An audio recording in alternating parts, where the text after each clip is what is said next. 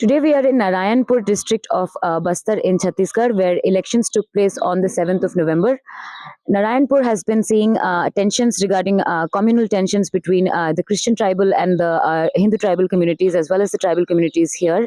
For the last year, in fact, these tensions have gone on, and attacks have taken place on both communities, and a lot of people have been asked to leave their villages in the past few days. We are here today with CPI candidate from Narayanpur, Mr. Kachlam, and we are going to find out from him what the issues of this area is. He's a first-time candidate. Let's find out why he chose CPI and what the issues of Narayanpur have been this election year. Sir, आप मुझे बताएं कि आप जो इस बार चुनाव लड़ रहे हैं यहाँ से और सीपीआई के लिए लड़ रहे हैं, आपने क्यों सीपीआई चुना और क्यों चुनाव लड़ने के लिए आपने सोचा? मेरा सीपीआई चुनने का यही कारण है क्योंकि दोनों जो पूंजीपति की पार्टियां हैं, तो यहाँ के स्थानीय मुद्दे, आरक्षण हो, चाहे वन अधिकार कानून हो या स्थायी भर्ती हो, इन चीजों को लेके कभी आवाज नहीं उठाया, इसलिए मैंने सीपीआई को चुना है। जी, यहाँ पे जो इस बार का सबसे बड़ा चुनावी मुद्दा है, उसके बारे में अगर आप कुछ बता सकें कि क्या यहाँ पे इस बार सबसे बड़ा इशू था?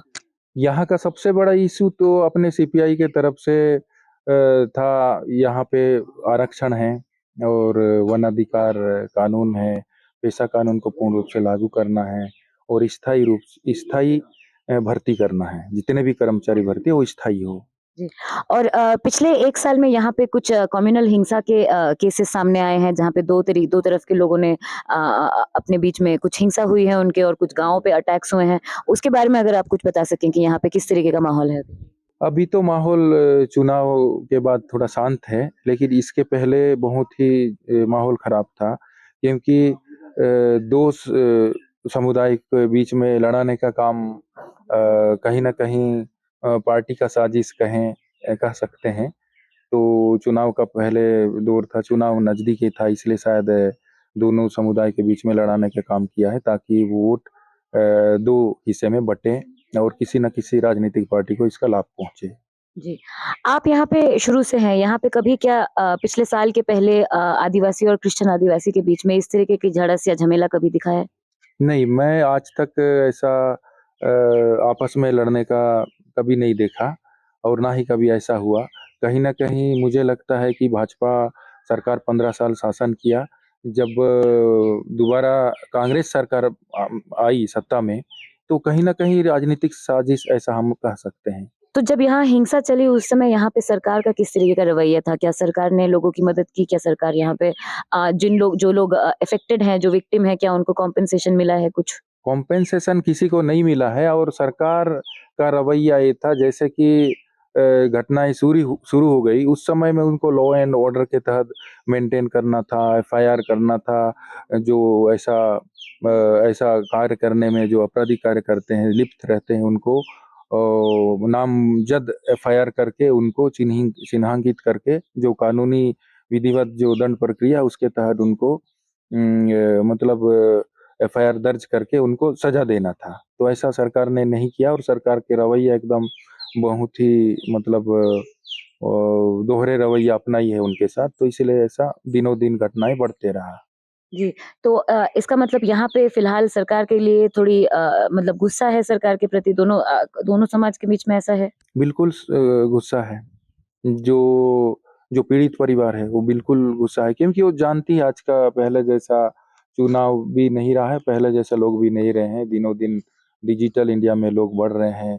हर किसी के पास एंड्रॉइड मोबाइल है, तो लोग जानते हैं कि ऐसा होना चाहिए और लॉ एंड ऑर्डर को मेंटेन नहीं होने के कारण यहाँ एक घटना होने के बाद, जैसे पुलिस प्रशासन हो, चाहे जिला प्रशासन हो, अगर पहला घटना ऐसा होता है, तो तुरंत एक्शन लेके उसको ऐसा करने के लिए चाहे क्या समाज के बीच में भी थोड़ा-सा मेंटेन करके समाज के पदाधिकारियों को बिठा के बात करके समझाने का कोशिश करते, तो शायद घटनाएँ दिनों-दिन उस घटनाओं का पुनरावृत्ति नहीं होता, ना ही घटनाओं की संख्या बढ़ती।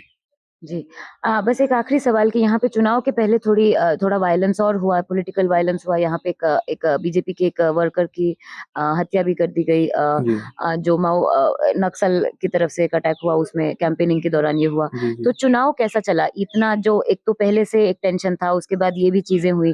तो वोट क्या लोग देने आए, नारायणपुर में लोग निकले, बाहर आए?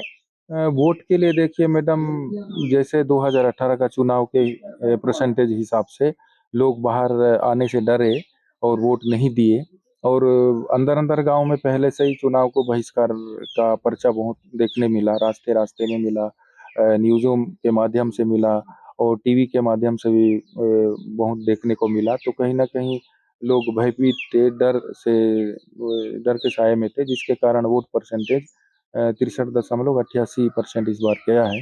तो कहीं न कहीं प्रभावित हुआ है उस जी, घटना से भी। जी। और बस एक आखिरी सवाल कि अगर आप जीतते हैं तो आदिवासी समाज के लिए और इस इलाके के लिए आप क्या-क्या करना चाहेंगे?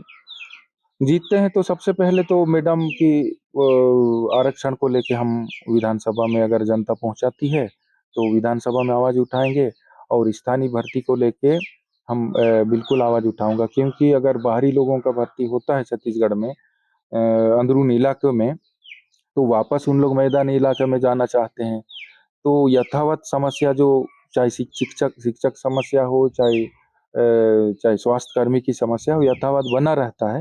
तो मेन तो मेरे तरफ से स्थानीय भर्ती को लेके विधानसभा में आवाज़ उठाऊँगा, अगर विधानसभा में मुझे जनता पहुँचाती है तो। उसके बाद फिर आरक्षण को लेके उठाऊँगा, और जो पेशा कानून है पूर्ण रूप से लागू करने के लिए भी मैं आवाज़ उठाऊँगा। This is Rakhi Bose for Outlook.